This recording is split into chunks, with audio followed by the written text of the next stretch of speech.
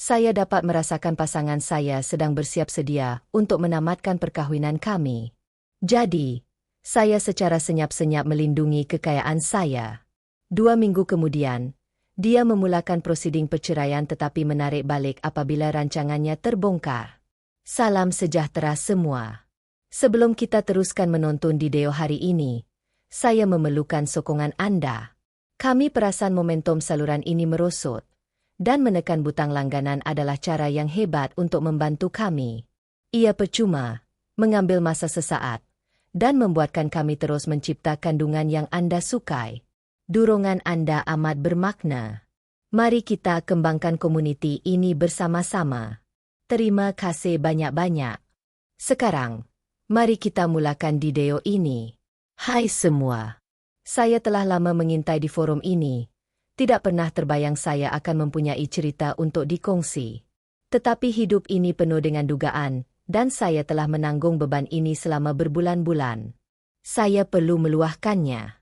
Untuk lebih jelas, saya bukan orang yang mudah membuat andaian yang paling teruk atau membuat kesimpulan yang tidak menentu.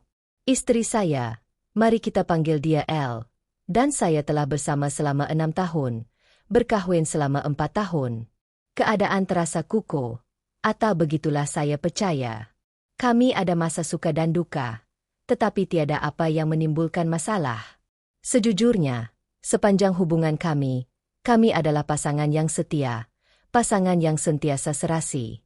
Kami akan bergurau senda tentang jenaka pribadi yang mengarut, bertengkar tanpa henti tentang pilihan film, dan mempunyai rentak yang sesuai. Dia akan merancang malam temu janji yang penuh pertimbangan, dan saya akan mengejutkannya dengan makanan kegemarannya selepas hari yang sukar. Ia terasa semula jadi, seperti kami akan memecahkan kod untuk bercinta. Jadi, apabila keadaan berubah, ia terasa seperti kereta api barang. Kira-kira 6 bulan yang lalu, perubahan itu bermula. Pada mulanya, ia adalah halus, perkara yang Anda akan terlepas pandang jika Anda tidak memberi perhatian yang teliti. Dia mula meletakkan telefonnya di sisinya, walaupun untuk pergi ke bilik mandi atau semasa melakukan kerja rumah. Sebelum ini, telefonnya akan terbaring di atas kaunter selama berjam-jam tanpa disentuh, dan dia tidak peduli siapa yang memandangnya. Pada suatu hari, saya mengusik, "Apa? Awak menjalankan operasi rahasia sekarang?" Dia mentertawakannya, berkata, "Kerja telah menghantar mesej kepada saya tanpa henti." Cukup adil.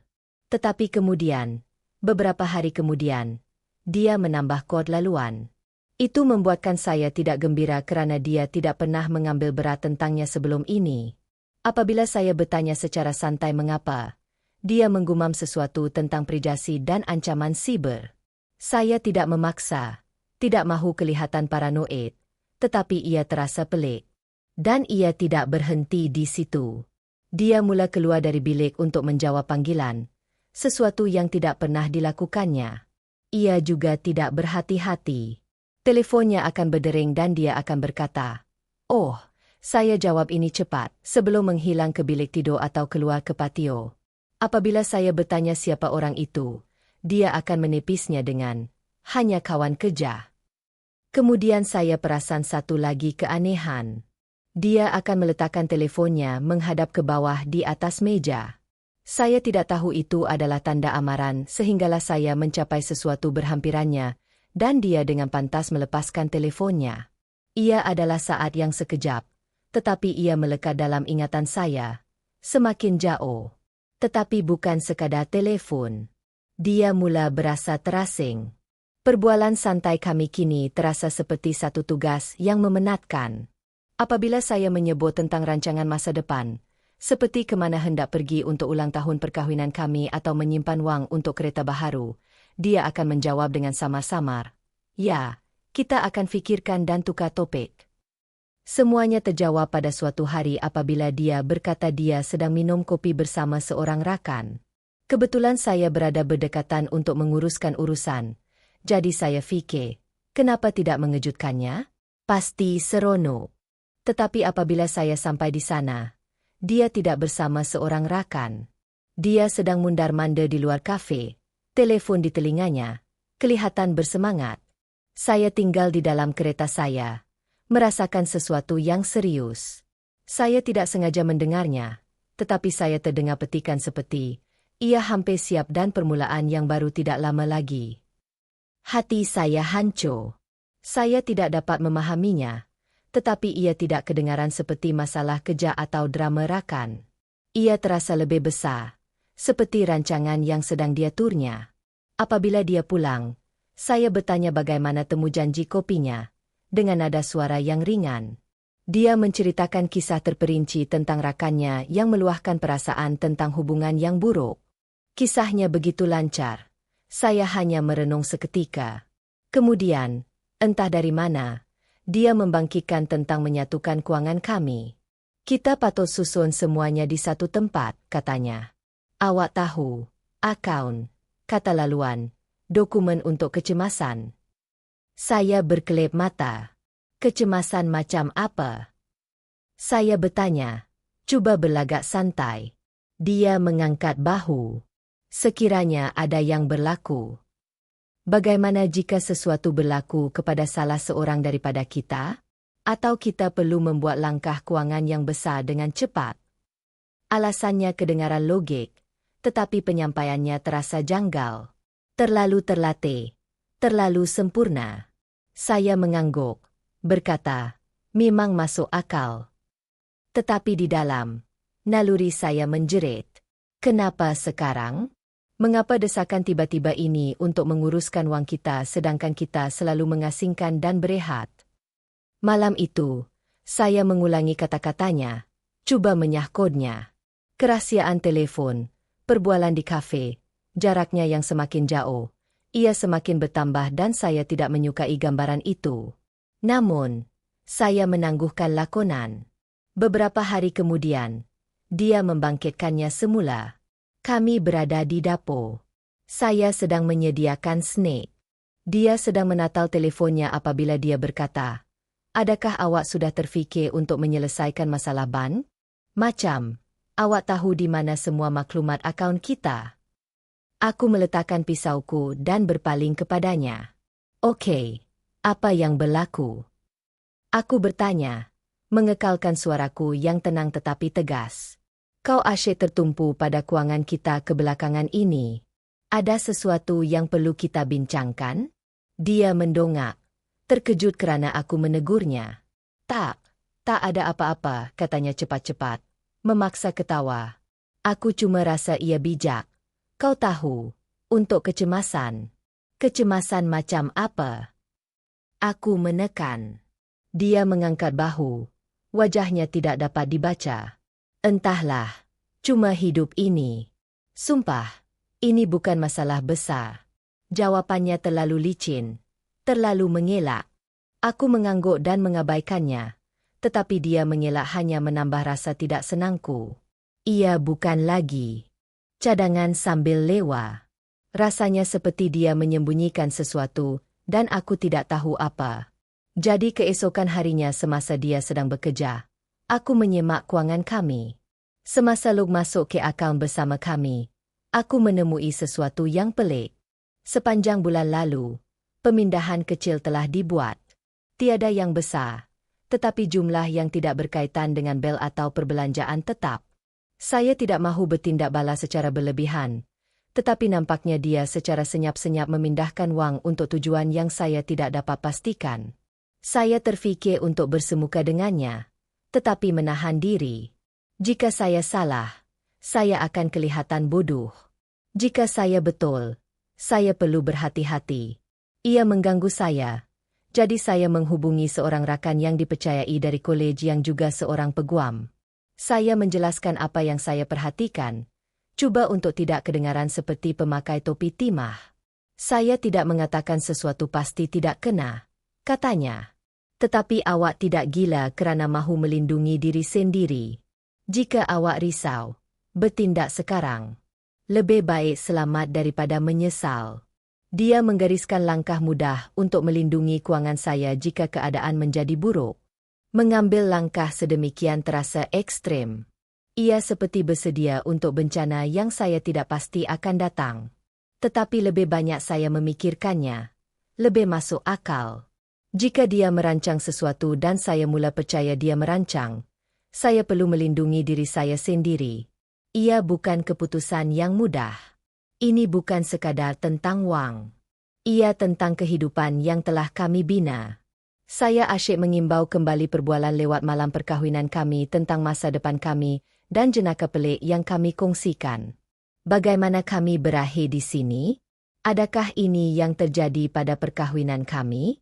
Mengambil langkah-langkah ini terasa seperti mengakui kepercayaan yang kami miliki telah hilang. Malam itu semasa dia tiada, saya membuka komputer riba, tangan menggeletar. Saya memeriksa akaun, bank, pelaburan, dan surat ikatan harta kami.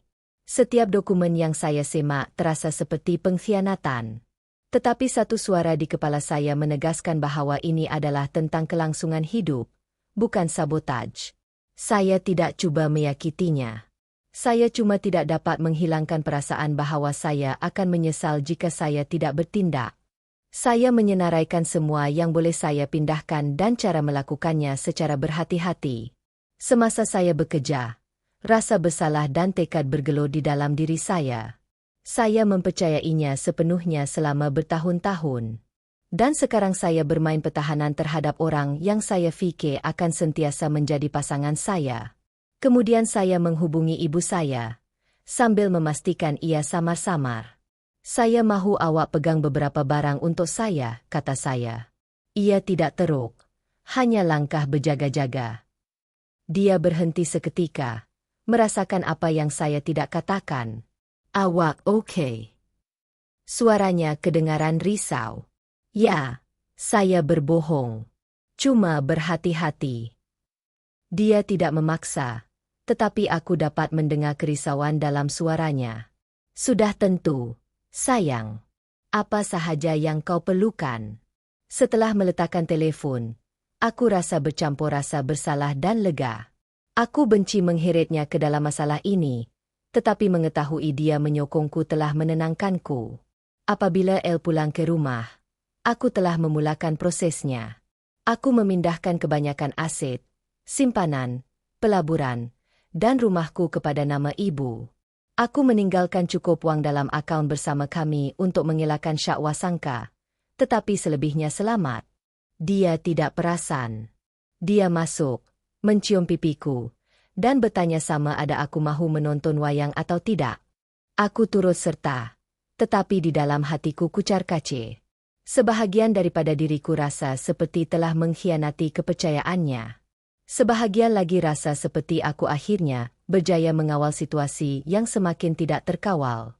Selama beberapa hari berikutnya, aku terus berpura-pura. Aku tidak mahu dia mengesyaki apa-apa. Dia kelihatan berpuas hati, malah kadangkala agak optimistik. Tetapi daripada meyakinkanku, ia malah meningkatkan syak wasangkaku. Jika dia berniat jahat, dia menyembunyikannya dengan baik. Apa yang menarik perhatiannya ialah dia tidak pernah menyebut tentang kewangan lagi. Tidak selepas saya menyoalnya. Seolah-olah topik itu hilang dari fikirannya. Pada mulanya, saya tertanya-tanya adakah saya bertindak balas secara berlebihan, dan dia mengabaikannya kerana ia tidak penting. Tetapi semakin saya memikirkannya, semakin ia kelihatan disengajakan, seolah-olah dia mengelaknya selepas saya menolak. Saya dapat melihatnya melirik saya beberapa kali, seolah-olah sedang mengukur mood saya atau sedang mempertimbangkan sama ada untuk bercakap. Setiap kali, dia cepat-cepat mengalihkan pandangan, menumpukan perhatian pada teleponnya, TV, atau buku.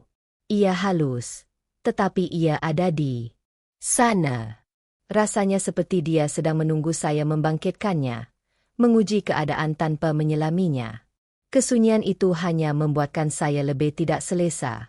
Bukannya dia akan meninggalkan sesuatu yang dia pedulikan. Dan pengelakannya terasa seperti dikira.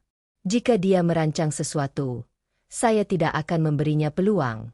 Apapun langkahnya seterusnya, saya perlu terus mendahului.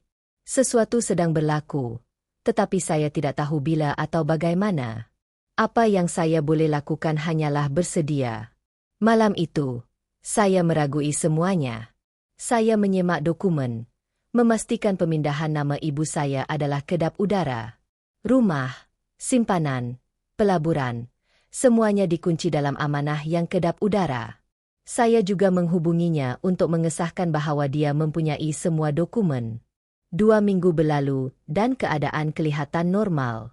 Terlalu normal. Sejujurnya, dia tiba-tiba menjadi penyayang, berbual tentang perkara-perkara rawak seperti rancangan kerja atau makan malam. Ia membuatkan saya rasa tidak senang kerana dia telah menjauhkan diri selama berbulan-bulan, mengelakkan apa-apa yang melebihi perbualan di permukaan. Sebahagian daripada diri saya tertanya-tanya, adakah saya telah salah membaca semuanya? Mungkin kelakuannya yang pelik hanya tekanan atau sesuatu yang saya tidak faham. Tetapi kemudian pada suatu petang Jumaat yang tidak dijangka, dia mendudukkan saya di sofa, mematikan TV, dan berkata, "Kita perlu berbincang." Saya rasa sebab. Saya tahu apa yang akan berlaku sebelum dia mengatakannya. "Saya rasa kita patut bercerai," katanya. Suaranya begitu tenang sehingga terasa seperti telah dilatih. Ia bukan marah atau emosional, hanya dingin, seperti dia menyatakan fakta. Saya merenung ketika dia menjelaskan alasannya. Dia bercakap tentang keperluan ruang, ingin mencari dirinya sendiri, rasa seperti dia telah kehilangan siapa dirinya dalam perkahwinan kami. Ayat-ayat perpisahan generik yang tidak menjelaskan apa-apa. Tetapi kemudian dia mengatakan sesuatu yang berbeza. "Saya telah banyak berkorban untuk awak selama ini, dan saya rasa awak tidak pernah menghargainya. Saya berhak mendapat yang lebih baik." Itu menyakitkan. Bukan sahaja dia mahu keluar, tetapi cara dia menggambarkannya seolah-olah saya berhutang budi kepadanya. Seolah-olah semuanya salah saya, dan dia hanya mengambil apa yang dia berhak dapat. Semasa saya duduk di sana memproses kata-katanya, satu soalan mengganggu saya. Kenapa sekarang? Kemudian dia mengatakan sesuatu yang tepat. "Seorang kawan telah membantu saya melihat sesuatu dengan jelas," katanya, mengelak daripada memandang saya. "Seorang kawan." Saya tetap tenang, membiarkannya bercakap, tetapi pikiran saya ligat berfikir. Siapakah kawan ini? Mengapa mereka begitu terlibat dalam perkahwinan kami? Cara dia mengatakannya tidak sambil lewa. Rasanya seperti seseorang telah membimbingnya, meyakinkannya untuk meninggalkan saya bukan sekadar pilihan, tetapi satu strategi. Dan semakin dia bercakap tentang pengorbanannya dan layak mendapat yang lebih baik, semakin saya menjadi ragu-ragu. Pengorbanan? Pengorbanan apa? Dia berpuas hati dengan saya. Atau begitulah dakwanya. Saya telah bekerja keras untuk memberikannya kehidupan yang diinginkannya. Dan ia bukan sekadar tentang wang. Apabila dia ingin berpindah lebih dekat dengan pekerjaannya, saya bersetuju, walaupun ia bermakna perjalanan yang lebih jauh untuk saya. Apabila dia mahukan percutian kesejahteraan yang mahal tahun lepas, saya berjaya melakukannya, melangkau perjalanan yang saya inginkan supaya dia boleh pergi. Saya menyokongnya melalui 2 perubahan kerjaya, menggalakkannya untuk mengambil risiko kerana saya mahu dia bahagia. Saya bukan suami yang jauh. Saya muncul. Saya teringat ulang tahun perkahwinan dan perkara-perkara kecil yang disukainya. Apabila dia rasa tersekat, saya mencadangkan malam temu janji. Saya mendengar luahannya tentang kerja, rakan, keluarga. Saya tidak sempurna, tetapi saya mencuba. Skim sebabnya dia berhak mendapat yang lebih baik. Saya tidak mempercayainya. Dia tidak kecewa kerana saya. Sesuatu atau seseorang telah mengubah perspektifnya. Mungkin kawan yang disebutnya atau sesuatu yang lain. Tetapi wanita di hadapan saya bukanlah orang yang saya nikahi, dan saya tidak akan membiarkan dia menulis semula kisah kami agar sesuai dengan naratif baharunya. Saya tidak menolak ketika itu. Saya hanya mengangguk dan berkata sesuatu yang neutral. Seperti, "Kalau itu yang awak mahukan, kita akan fikirkan langkah seterusnya." Dia kelihatan terkejut saya tidak melawan atau merayu, tetapi saya tidak peduli. Tumpuan saya telah beralih. Saya perlu tahu siapa atau apa yang berada di sebalik perubahannya yang tiba-tiba dan terancang. Dia bukan sahaja memutuskan untuk pergi. Ini lebih besar dan saya tidak akan terkejut lagi. Selepas perbualan itu, dia berpindah ke rumahnya sendiri, dan saya mendapat surat perceraian pada hari Isnin. Ia bukan sekadar untuk menamatkan perkahwinan. Ia bertujuan untuk mengambil semuanya. Separuh rumah, simpanan saya, aset saya, kereta. Dia mahukan semuanya, ditambah beberapa klausa nafkah pasangan yang samar-samar yang tidak masuk akal memandangkan pendapatannya yang kukuh. Rasanya seperti dia menjangkakan untuk pergi dengan semua yang telah saya bina. Pada mulanya, saya fikir dia hanya berang, tetapi ketepatan tuntutannya meyakinkan saya bahwa seseorang sedang menasihatinya, jadi saya mula menyiasat. Saya tidak boleh bertanya dengan siapa dia bercakap, jadi saya bijak. Saya menyemak media sosialnya. Dia tidak menyekat saya, dan walaupun dia jarang menyiarkan, saya mencari petunjuk melalui foto dan komen yang ditagnya. Ketika skim saya perasan satu corak. Seorang lelaki bernama Mark terus menyukai dan mengulas pada siarannya. Tiada apa-apa yang ketara, tetapi cukup untuk menarik perhatian saya. Saya mengklik profilnya, yang dibuka untuk umum. Dia kelihatan seperti seorang lelaki pemasaran berusia 30-an yang biasa. Tetapi semasa saya men-scroll, saya menemui sesuatu yang pelik. Dia telah menyiarkan foto di kafe yang sama yang saya lihat beberapa minggu sebelumnya. Pada hari yang sama, saya terdengar dia bercakap tentang permulaan yang baru. Perut saya memulas ketika saya terus mencari petunjuk yang lebih halus. Komen pada fotonya yang mengatakan, "Awak memang hebat," dan swafoto dari tempat yang kelihatan seperti tempat tinggal baharunya. Ia bukan bukti kukuh, tetapi ia cukup untuk menimbulkan kebimbangan. Saya tidak tahu apa yang perlu dilakukan dengannya, tetapi saya tahu saya tidak boleh duduk diam. Sebutannya tentang seorang rakan yang mem. Dan saya perlu tahu siapa. Saya menghubungi seorang rakan bersama, Sarah, yang telah rapat dengan Elle selama bertahun-tahun. Saya bersikap santai, bertanya sama ada dia ada bercakap dengan Lately atau perasaan apa-apa yang tidak kena. Sarah cepat-cepat diam, mengatakan dia tidak tahu tentang sebarang rakan atau petunjuk. Saya bertanya beberapa soalan lagi, tetapi dia bersikap defensif dan menamatkan panggilan, mendakwa dia tidak dapat membantu. Rasa tergesa-gesa, seperti dia mengelak daripada terlibat. Tidak bersedia untuk berputus asa, saya menghubungi rakan lain, Claire. Saya menggunakan pendekatan yang sama, mengatakan saya hanya cuba memahami sesuatu. Dia pada mulanya agak kesal, memberikan jawaban yang samar-samar. Apabila saya menekan, dia tiba-tiba menutup telepon, membuatkan saya lebih curiga. Kemudian, secara mengejutkan, Claire menghubungi semula. Dia berkata dia memerlukan jaminan bahwa kata-katanya tidak akan kembali kepadanya. Saya berjanji tidak akan.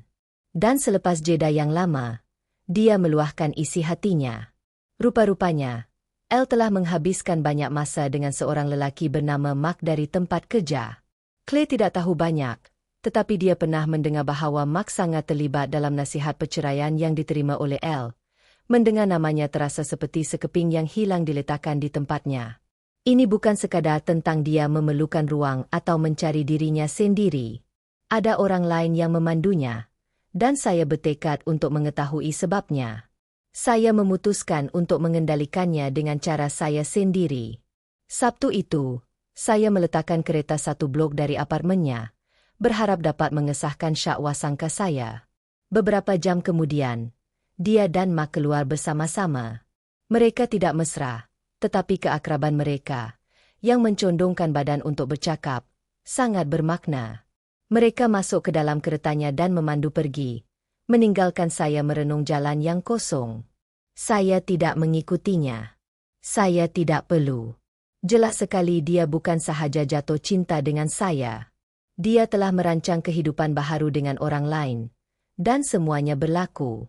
Jarak, persoalan keuangan, tuntutan perceraian yang agresif. Dia bukan sahaja meninggalkan saya. Dia cuba meninggalkan saya tanpa apa-apa, dan dia mendapat bantuan.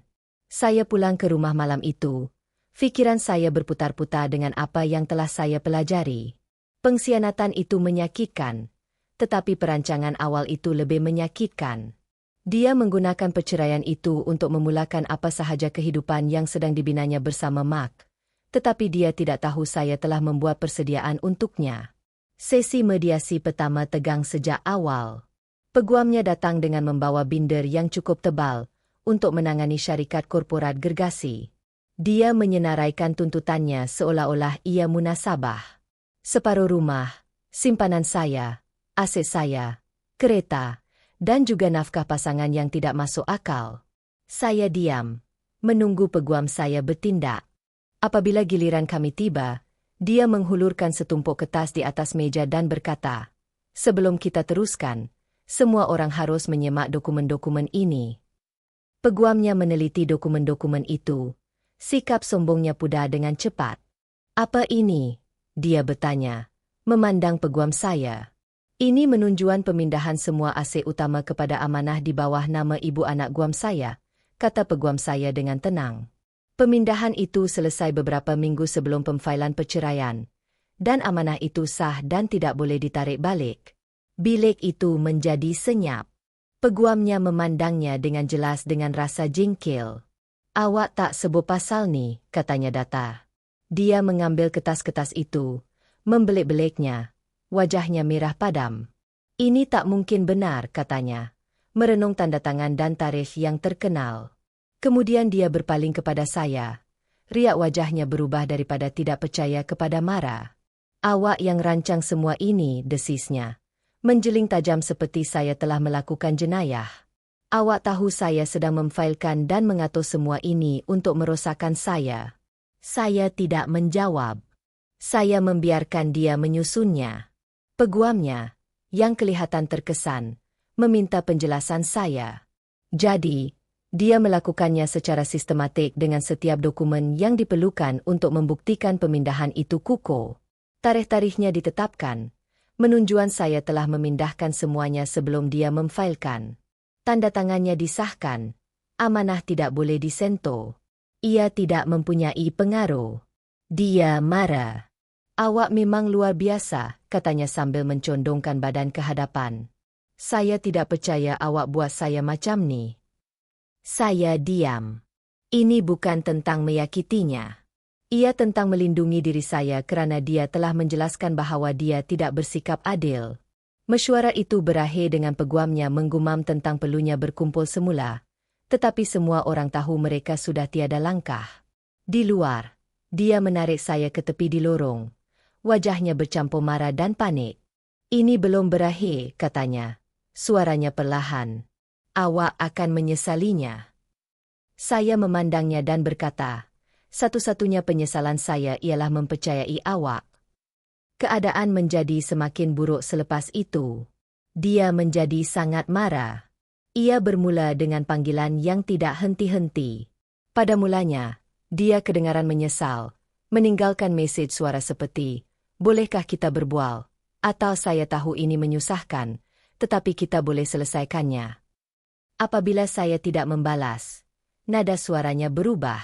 Menjelang hari kedua, mesejnya bertukar antara tangisan dan kemarahan. Satu mesej suara menunjuan dia menangis kerana melakukan kesilapan dan tidak mahu kehilangan apa yang kami miliki. Seterusnya ialah dia menuduh saya tidak berperasaan dan mementingkan diri sendiri, menyalahkan saya atas kesengsaraannya. Saya mengabaikan semuanya. Peguam saya menasihati saya untuk tidak terlibat, dan saya tidak mahu. Saya sudah selesai dengan permainannya, tetapi dia tidak. Apabila panggilan dan teks gagal, dia mula bermain-main. Kawan-kawan memberitahu saya bahawa dia mendakwa perceraian itu adalah salah faham, malah satu aksi lagak ngeri. Satu aksi lagak ngeri. Siapa yang akan percaya? Kisahnya cepat hancur. Kawan-kawan bertanya, jika ia satu aksi lagak ngeri, mengapa memfailkan dokumen guaman? Atau mengapa menuntut begitu banyak jika ia tidak benar? Apabila orang ramai tidak mempercayai alasan aksi lagak ngeri itu, dia berubah fikiran, mengatakan ia adalah ujian kekuatan perkahwinan kami. Dia menggambarkan dirinya sebagai mangsa, mendakwa tindakan saya telah mengkhianatinya dan menghancurkan kepercayaan kami. Pada mulanya, sesetengah orang seolah-olah mempercayainya. Saya akan menerima mesej pelik seperti, saya tidak tahu keadaannya begitu buruk untuknya. Malah kakaknya membentak saya, berkata, awak boleh berbincang dengannya dah. iPad menjadi nuklear. Ia mengecewakan, tetapi saya tahu kebenaran akan muncul. Dan ia berlaku. Terima kasih kepada seorang rakan bersama. Mari kita panggil dia Tom. Tom dan saya tidak rapat, tetapi kami serasi. Beberapa minggu selepas pengantaraan, dia menghantar mesej mengatakan dia mempunyai sesuatu yang perlu saya lihat. Apabila kami bertemu, dia menunjukkan saya mesej antara L dan Mark. Saya keliru. Macam mana awak dapat semua ini? Saya bertanya sambil menatal. Tom menjelaskan bahawa dia dan Mark mempunyai seorang rakan bersama yang terdengar perbualan mereka. Rakan ini risau apabila Mark bercakap besar tentang membantu L menjamin masa depannya. Tidak lama kemudian untuk menyedari bahawa masa depannya yang terjamin bermakna meletihkan saya. Berasa bersalah, rakan itu menghantar tangkapan skrin kepada Tom, kerana tahu dia boleh memberi amaran kepada saya. Lelaki ini telah mempermainkannya, kata Tom sambil menggelengkan kepalanya. Dia telah mendesaknya untuk menerima awak atas segala-galanya sambil berjanji untuk membalasnya selepas itu. Tom menyerahkan teks itu kepada saya dengan berkata, awak tidak layak menerima ini. Teks-teks itu kejam. El bukan sahaja meluahkan perasaannya kepada Mark tentang perceraian itu. Dia sedang merancang langkah seterusnya dengannya, dan dia sedang membimbingnya. Satu teks daripadanya berbunyi, setelah penyelesaian selesai, kita akan mendapat apa yang kita perlukan. Saya hanya perlu dia menandatanganinya. Mark menjawab, tetap kuat. Bersalahkan dia jika perlu. Dia berhutang budi kepada awak. Kita akan mulakan semula sebaik sahaja awak mendapat wang tunai. Saya merenung telefon Tom, cuba memprosesnya. Ini bukan salah faham atau ledakan emosi. Ia adalah pengkhianatan yang terancang. Saya mengucapkan terima kasih kepada Tom dan dia pergi. Tetapi fikiran saya bercelaru. Semuanya berjalan lancar. Jaraknya yang tiba-tiba, obsesinya dengan kewangan kami, tuntutan perceraian yang agresif. Semuanya adalah sebahagian daripada rancangan yang dia reka dengan Mark. Teks-teks itu tersebar dengan cepat di kalangan rakan-rakan kami. Tom berkongsi dengan beberapa orang dan ia tersebar. Kisahnya hilang semua kredibiliti. Orang yang bersikap neutral atau menyokongnya mula menarik diri, dan perubahan itu berlaku dengan pantas. Malah sekutu terdekatnya mula menjauhkan diri. Apabila perceraian dimuktamadkan, dia hanya mendapat barang-barang pribadinya. Peguamnya secara senyap-senyap menggugurkan tuntutannya, tidak melihat sebarang alasan undang-undang untuk berdiri. Dokumen dan kepercayaan saya tetap teguh. Mark hilang sebaik sahaja rancangannya gagal. Saya tidak akan terkejut jika dia mempergunakannya seperti dia mempergunakan saya. Daripada apa yang saya dengar, dia telah memenuhi impiannya untuk kebebasan dan kehidupan baharu. Tetapi apabila jelas dia tidak mendapat apa-apa, dia membisu. Tanpa Mark, keyakinannya hancur. Panggilan dan teks terus datang, tetapi ia bertukar menjadi terdesak. Dia tidak lagi menuduh saya. Dia merayu. Bolehkah kita bercakap sahaja? Saya akan melakukan apa sahaja untuk menyelesaikan ini, kata satu peti suara. Satu lagi, awak tak perlu maafkan saya, tapi tak bolehkah kita selesaikan ini dan teruskan hidup? Saya akan tinggalkan semuanya jika awak bercakap. Saya tidak menjawab. Saya tidak boleh. Kerosakan telah berlaku. Malah keluarganya mula berundur. Kakaknya menelefon sekali meminta maaf kerana mempercayai pihak L pada mulanya. Saya tidak tahu apa yang dia lakukan pada awak, katanya. Saya minta maaf kerana mempercayai ceritanya. Bagi saya menyimpan rumah itu dengan simpanan saya dan sesuatu yang saya tidak rasai selama ini dengan aman. Ibu saya, seperti selalu, adalah saus saya. Dia muncul dengan tencat dan idea untuk menjadikan tempat ini milik saya semula. Kini hidup terasa seperti milik saya. Tiada lagi analisis berlebihan setiap interaksi, tiada lagi pengkhianatan, hanya tenang. Dia adalah bab yang tertutup, bab yang saya tidak lagi ingat.